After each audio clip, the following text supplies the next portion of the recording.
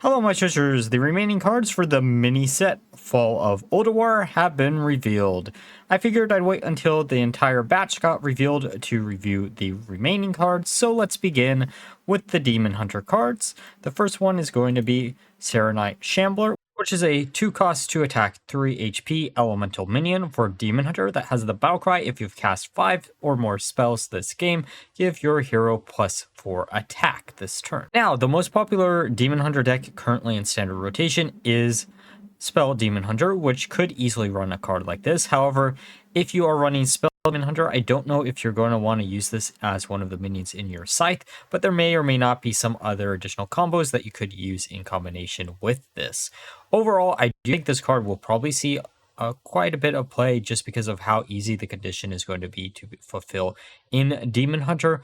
Let's get on to the next card, which is a Mind Bender, a 4-cost 4 attack 4 HP Demon Hunter minion with a battle cry. Deal 1 damage for each card you've drawn this turn. This card was printed for Wild and not Standard. I know Demon Hunter has a lot of draw power in Standard rotation. One of the theory crafts that I will be releasing on Tuesday actually is built around this card. But generally, I think this card will be a little bit too slow to see much in Standard outside of memes. This is something that has a lot of potential to be really broken, but unless you have a way to consistently put this towards the bottom of your deck and then discount it to 0 through a combination of something like Sir Finley and Relic of Dimensions, I think this costs a little bit too much to be able to make it do a ton of damage and is actually probably a more balanced version of Shock Spin. Let's get on to the next card, which is going to be Sigil of Time. Hey, sigils are back. Let's go. This will be a 3-cost Fell spell for Demon Hunter that at the start of your next turn, draw 3 additional cards, essentially allowing you to draw 4 on your top deck of the following turn. This is going to be an incredibly strong card for aggro. Sure, it is a little bit slow, but if you need a way to refill your hand after your opponent wipes out your board, this is perfect. Now let's get on to the Druid cards. The first one is going to be Containment Lasher, which is a 2-cost 3 attack 2 HP minion with battle cry. If you've cast 5 or more spells the same, refresh 4 mana crystals. So essentially this refreshes 2 mana crystals unless you combo this out with something like Thaddeus, where you're going to discount it to 0 mana, and then you're just going to have 4 free mana. I don't know what you're going to do with that 4 free mana, but it is a possibility. There are quite a few ways that you could easily abuse this card just because it is technically some type of mana cheat. I'd be very much shocked if this doesn't end up seeing play. So let's get on to the next card, which is going to be a Blast from the Past, Forbidden Fruit. A 0-cost spell for Druid that spends all your mana, choose one, gain that much attack this turn, or twice that much armor. Oh, Ignis. Hey, we're going to have a brand new OTK in standard rotation. You're going to be able to combo this out with a Ignis weapon that might have Wind Fury and do 30 damage to your opponent's face in a single turn. Generally speaking, that's probably not going to be how you win the game, but it is definitely a way you can win the game. You could also, in theory, use things like ENR in order to refresh your mana crystals so you can slam down the weapon on the same turn, and then slam down something like the Lashers plus some funnel cakes in order to just refresh your mana crystals all the way up. Honestly, there's a lot of possibilities for this card to actually work. We also have Zoc that will allow you to make really big minions with this card. Just generally speaking, this is going to be incredibly frustrating to play against, but could be incredibly fun to actually play depending on how it all goes. So let's get on to the last Druid card, which is Aerosolizer. I maybe butchered that name, but we'll go with it. It's a 3-cost 2 attack 2 HP minion with the battle cry and death rattle. Summon a 2/2 Treant. We knew Treant Druid would probably get some type of support in this mini set, given the fact that the majority of the cards in the mini set support decks that were already pretty decent in the metagame. This is just going to be an additional card for Treant Druid to have access to, as it allows you to essentially get 2 Treants for free. Let's get onto the Death Knight cards. The first one is going to be Sinister Soul Cage, which is a 4-cost shadow spell with 1 Unholy Rune as its requirement. That gives a friendly undead +2/+2, spending 5 corpses to summon an additional copy of it. So there are a few opportunities that you could use this card with. You could use it in combination with the 4-cost that summons a copy of itself at the end of the turn. However, you're going to need a huge corpse pool in order to do something like that. This could actually act as a really nice spender for a necrotic climatic explosion deck.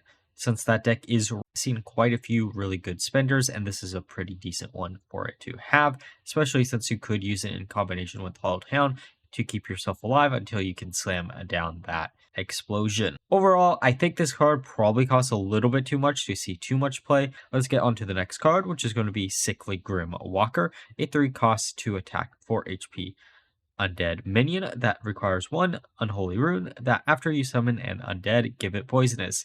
Hey, 2-card combo essentially for a board clear if you're using Wild Pyromancer or if you're using Mishmash Mosher. Overall, I think this card is probably pretty decent, and it probably could fit into some unholy style of decks that were historically missing a really good AoE board clear. We might actually see a more control style of unholy DK form around a card like this, especially since you could use it in a Plague Death Knight list. This is your incredibly good clear for your opponent's board. Sure, it's going to clear out your board too.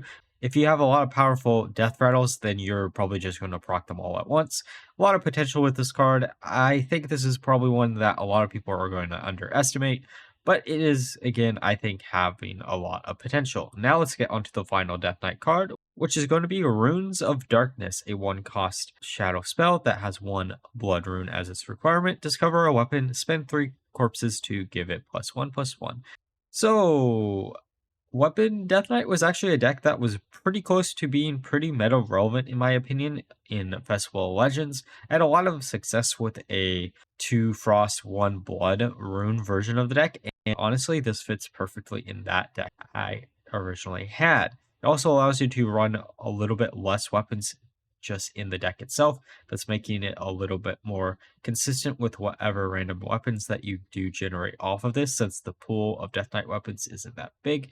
Though if this does generate random weapons from other classes, then maybe it won't be as good as I'm thinking of right now. But generally, really decent card. Probably could easily replace Rune Forging in that deck.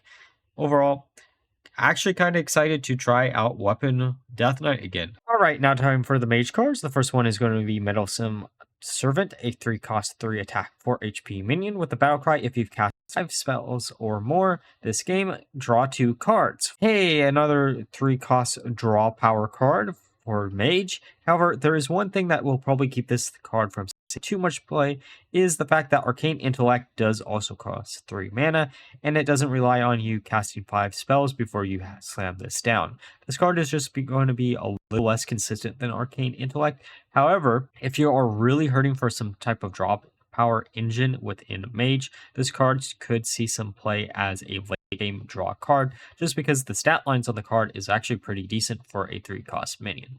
Overall, kind of disappointing that it isn't a little bit more RNG based, but we'll get into a RNG based card next, which is going to be Void Scripture, a 2-cost shadow spell. Discover a spell. If you have enough mana to play it, cast a copy of it at a random enemy.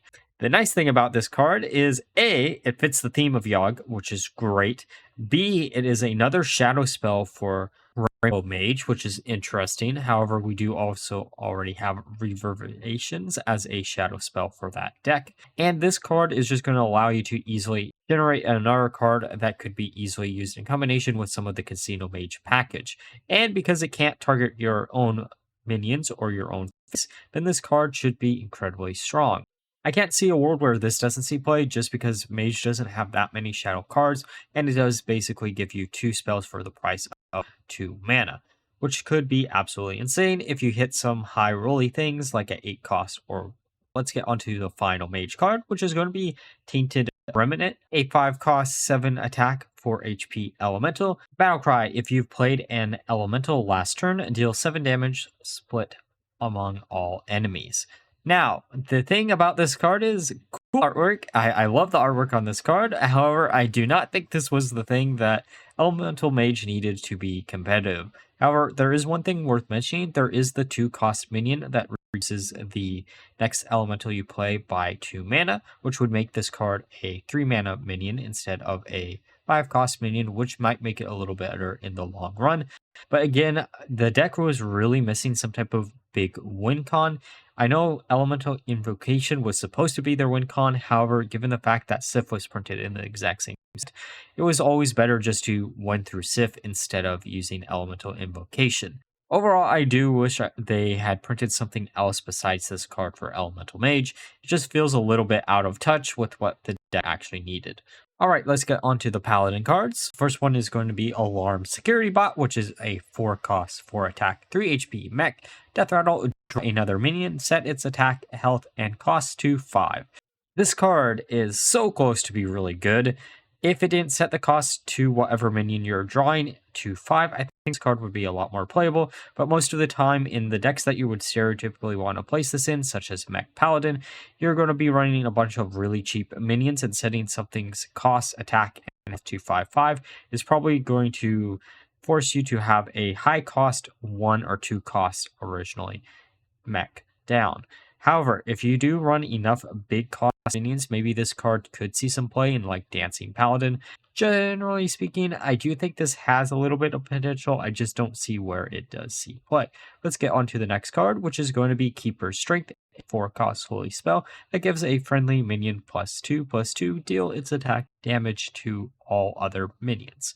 Hey, Samuro is back in standard rotation, except this isn't Samuro. It's a little bit easier to actually trigger. It's good for a control style deck or Dancing Paladin where you're only going to slam down 1 or 2 minions at a given time. Overall, probably a pretty decent card. Probably will see some play. Let's get on to the last Paladin card, which is going to be Muscle Otron, a 3 cost 2 attack. 4 HP mech with Forge. Battlecry, give all minions in your hand +1/+1. Forge, give them +2/+2 instead. This is perfect for the cute Paladin list that I was mentioning before. This is actually a deck that I've been trying to make work for a few weeks now. However, it was missing 1 or 2 good hand buffing cards. Maybe we'll see some type of new hand buff Paladin list come out of this mini set, which would be incredibly cool because it would be a new style of Paladin list that we have seen in quite a long time. The one thing I will say about these 3 cards, I am really disappointed that we didn't get any additional Earthen support. Why didn't we get any more Earthen support? Really, there's only 2 cards in that package, and we're probably never going to see any other Earthen support in a later set. So what was the point of printing that package, even though it's cool, if you're not going to directly support it? Especially because there's a lot of packages within the main set that ended up getting support in this mini set. This mini set so far has been really disappointing for me. There's not enough random RNG, as weird as that sounds, given the fact that this is centered around Yogg. It's just very strange to me that they decided to go so boring with a lot of these cards. Alright, let's get onto the priest cards. The first one is going to be Shadow Touched Calvaire, a 1 cost 1 attack 3 HP undead minion. That battle cry, your next healing effect deals damage instead. For Shadow Priest, this does actually nothing. We will be going over a card that can heal a friendly target for 6, but it has to be a friendly target, thus making this card useless for Shadow Priest. However, if you want to use this in combination with Flash Heal in a control or OTK style of Priest deck that isn't just reliant on Shadow cards, then this card could actually be pretty strong. Overall, I do think this card has a lot of potential, just given the fact that it is a 1 cost minion and it is pretty easily abusable with some other 1 cost spells that you could easily force to hit your opponent's face. Generally, this doesn't fit in the deck that it was probably originally meant for, but that doesn't change the fact it should be real fun to play around with. Let's get on to the next card, which is going to be Twilight Torment, a 2 cost shadow spell. Choose a character. If it's friendly, restore 6 health. If it's enemy, deal 3 damage instead. Oh, I was not expecting Shadow Priest support in this mini set. It makes sense thematically because Yogg-saron is a Void related character and Shadow Priest is related to the Void in Warcraft lore. I think this card is actually pretty strong. You're probably not going to use it the majority of the time to restore health to a friendly target, but there are going to be a few cases where you might want to.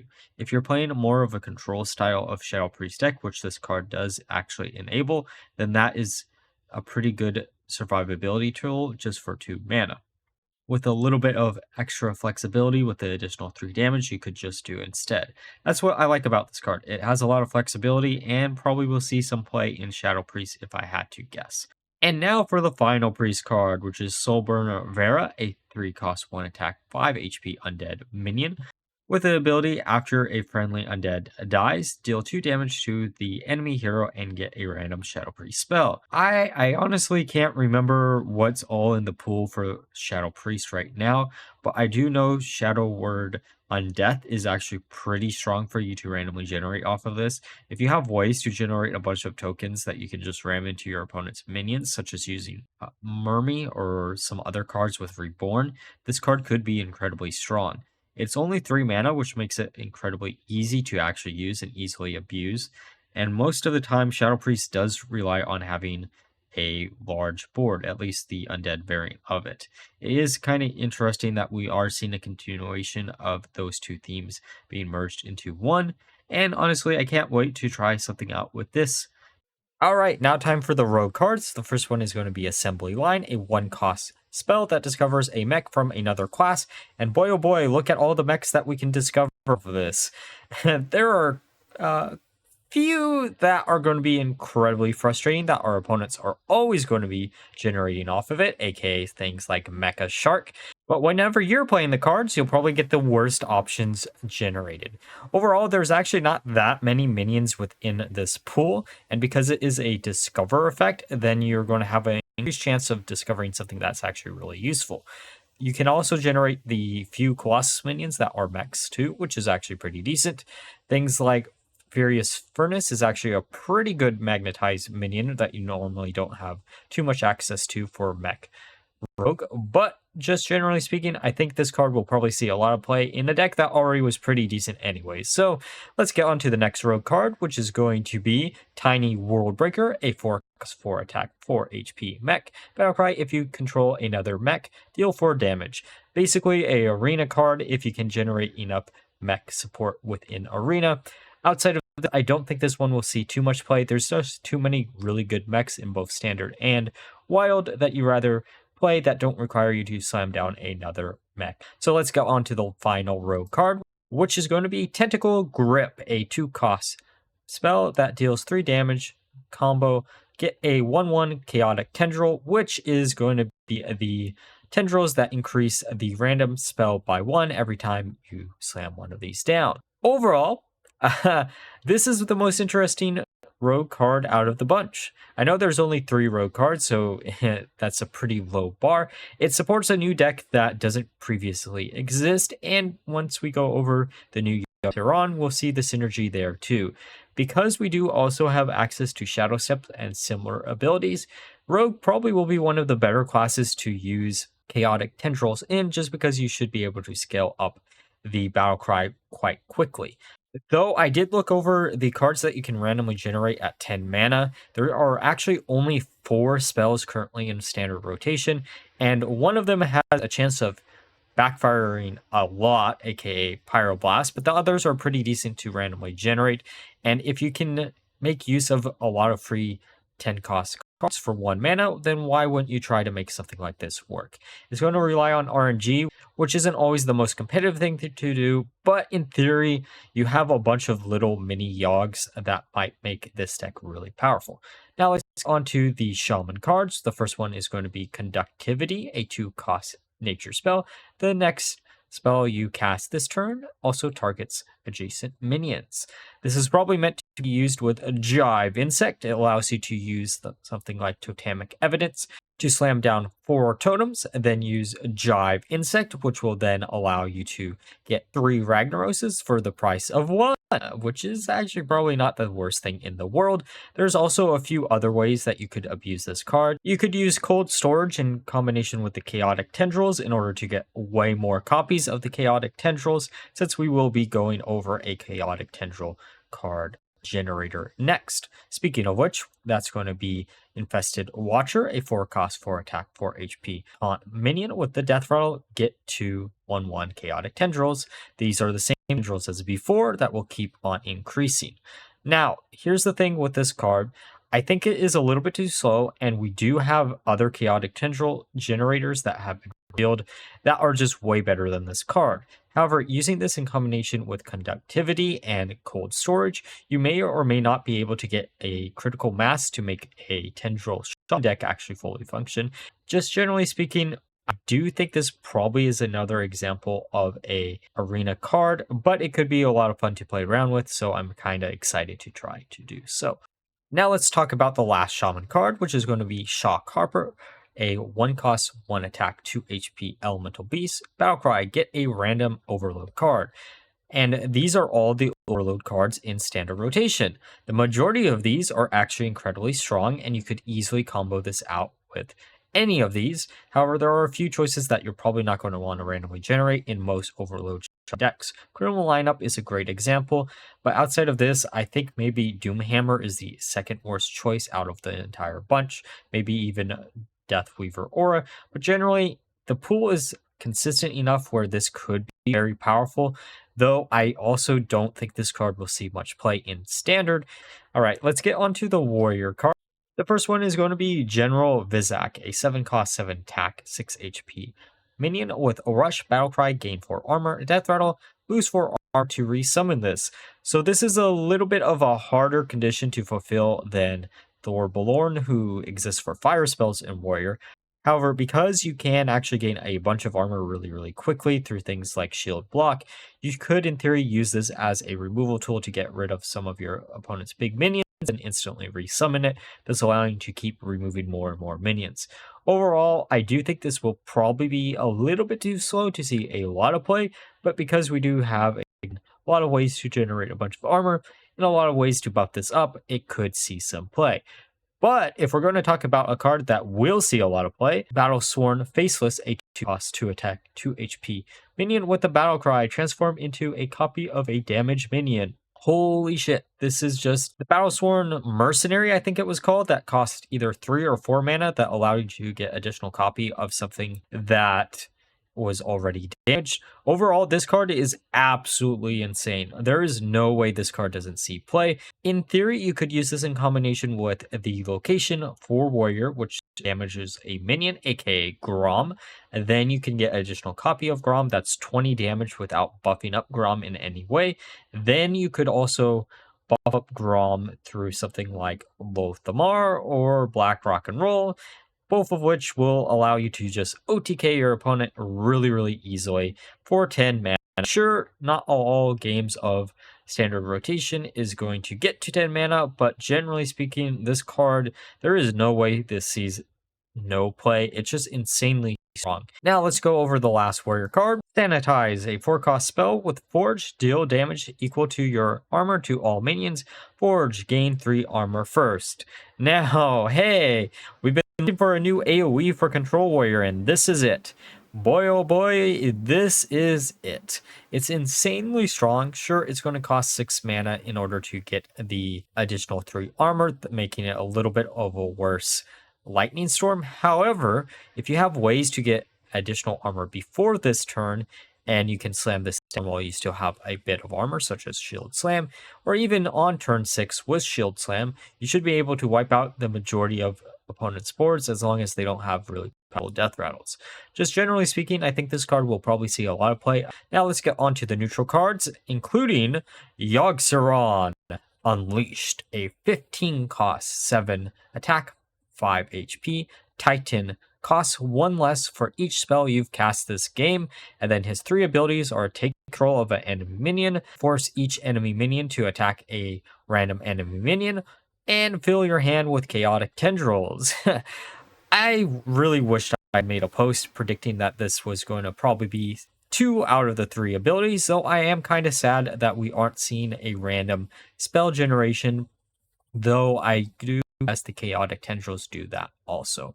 Overall, this card isn't going to be the hardest thing to mana cheat out. There are a lot of classes that have a lot of spells that they actually just normally want to run, and this card could act as a really good finisher for those decks. Though I do guess the chaotic tendril generation is that ability, just a workaround instead of just printing cast additional spell for every spell that you've casted this game.